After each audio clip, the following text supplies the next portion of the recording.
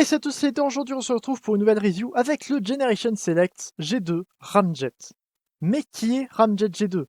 La réponse est simple, c'est le G1 mais avec de nouvelles couleurs. Comme pas mal d'autres G2, Ramjet est juste son jouet G1 avec des couleurs différentes, plus néon et moins réalistes. Et pour ne pas compliquer les choses, il garde sa personnalité d'une couleur à l'autre. Dans la G1, Ramjet est un conehead, un seeker au design particulier et à la personnalité classique de maître des airs. Il arrive quand même à innover avec son goût prononcé pour foncer dans des trucs avec sa tête. Avec la forme qu'elle a, je vous laisse à vos dérives grivoises.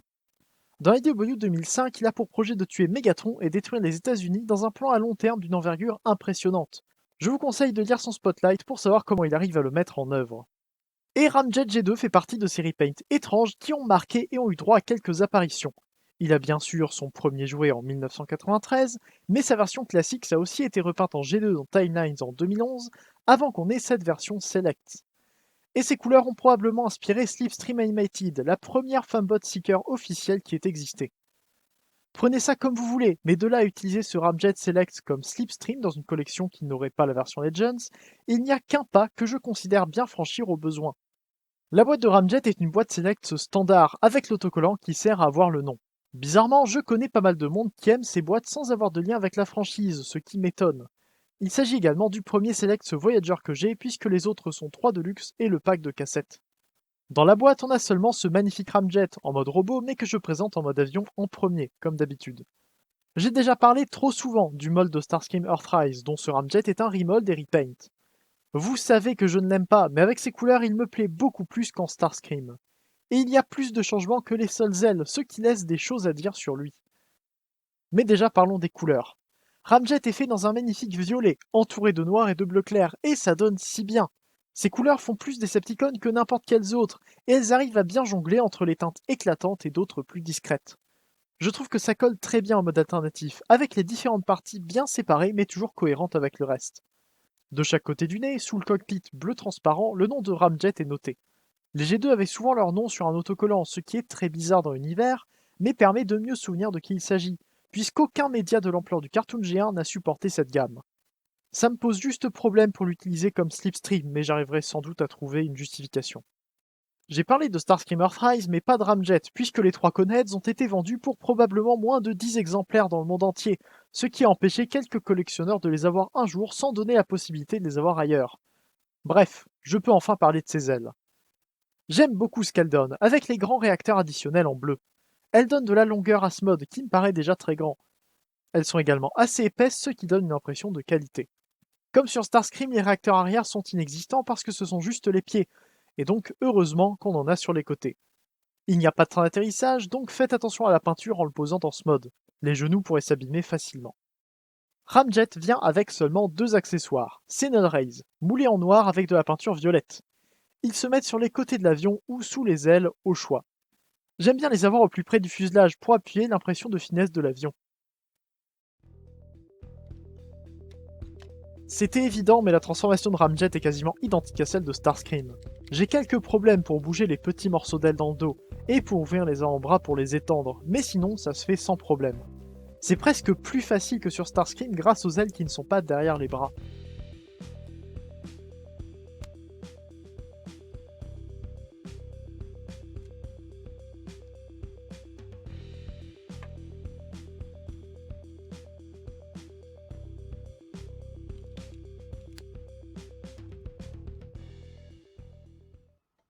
Mon histoire avec Starscream Earthrise peut se résumer en 3 actes.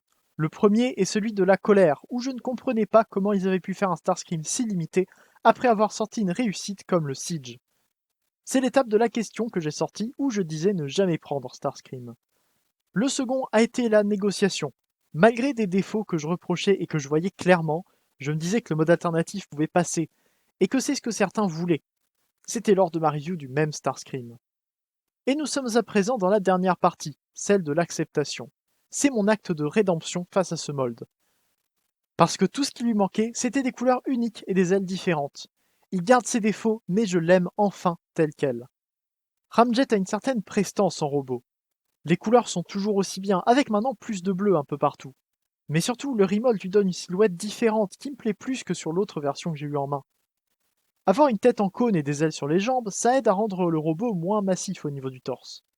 Et la tête justement est bien sûr nouvelle. Les yeux cuivrés dans un visage noir, ça rend très bien, et le cou en bleu ajoute au contraste. Le casque n'est pas fait par le vrai nez de l'avion, ce qui est normal pour les proportions. Sur le mode classique, les Coneheads se retrouvaient avec un nez trop court en mode jet, pour avoir une tête qui ne soit pas trop haute.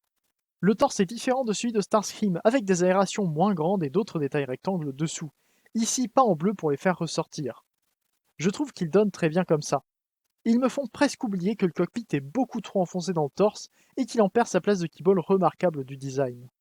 Les tibias sont également différents de ceux de Starscream, avec des genoux beaucoup plus hauts qu'ils n'ont pas en argenté. Je ne suis pas fan de ces extensions de genoux sur les Coneheads, qu'on ne retrouve que chez leur version Masterpiece, et qui sont correctes par rapport au modèle d'animation. Mais ici, je trouve pas que ça donne trop mal. Les ailes sur les jambes doivent être mises vers l'arrière comme il doit l'être normalement, mais on peut aussi les mettre en avant pour le ranger sur une étagère sans qu'ils prennent trop de place. Il me rappelle un peu Dreadwing pour The Primes, avec ses ailes à cet endroit et la possibilité de les rabattre vers l'avant. L'ajout d'un symbole Decepticon à l'intérieur de chaque aile me plaît beaucoup, puisque ces détails sont rarement mis sur la face intérieure des pièces. En plus, il y a même un espace dédié qui est délimité par des rainures. Je trouve l'effet très classe. Ramjet est fermé depuis l'arrière, avec un dos propre qui n'a que le cockpit qui dépasse, ce qui cache le port 5 mm. Je peux me plaindre autant que je veux sur ce mold, au moins il est plutôt propre. Ramjet garde les mêmes articulations que Starscream, qui était malheureusement trop raide en de nombreux points. La tête peut monter assez bien, surtout quand on voit sa forme. Les bras ont toujours des articulations pas trop mal, avec des coudes qui plient à peine plus qu'à 90 degrés, et les poignets ne tournent pas. Le bassin est bloqué en place par le cockpit, et la jupe est en une seule pièce pour permettre un mouvement standard de la cuisse vers l'avant. Par contre, c'est un peu limité sur le côté, et ridicule vers l'arrière, mais ça c'est moins grave. Le genou est difficile à plier au-dessus de 45 degrés sans détacher la pièce interne du tibia, mais il peut aller quand même assez loin. Enfin, les pieds sont maintenant indépendants des ailes, ce qui est très bien, même s'ils sont vite bloqués lorsqu'ils pivotent. Ramjet est une jolie figurine, mais par rapport à d'autres War for Cybertron, il n'est pas le mieux articulé. Et même si malheureusement aucun Ramjet n'a été fait à partir de Starscream Seed, je ne peux pas m'empêcher de le comparer avec le précédent mold des Seekers et le considérer comme un peu trop raide par rapport à ce qu'ils ont réussi juste avant. Par contre, il est très beau, et je découvre en prenant les photos qu'on peut quand même lui donner de belles poses. Et c'est ce qui me fait l'aimer. Ses couleurs sont magnifiques, et le remold lui va très bien. Et je crois que c'est ça qu'il me fallait pour apprécier Starscream Earthrise. Un personnage qui ne soit pas Starscream. Ramjet G2 Select est la meilleure version de Ramjet G2 qui existe, et il n'y a pas vraiment besoin d'une autre version à cette échelle. Il apporte un peu d'excentricité à ma collection de Decepticons Generations, qui reste globalement classique en plus d'être trop réduite. Je m'en suis rendu compte assez tard, mais maintenant que j'ai le laser Optimus Legacy, j'ai un ennemi pour Ramjet. Les deux donnent plutôt bien ensemble, mais ils représentent deux facettes de la G2. Optimus fait partie des molds nouveaux de l'époque, un peu plus complexes et au design plus originaux, et Ramjet est un repaint néon. Allez voir comme ça, je regrette de ne pas avoir acheté le pack Menazor Combiner Wars G2. Et c'est pour ça que je vous recommande Ramjet Select.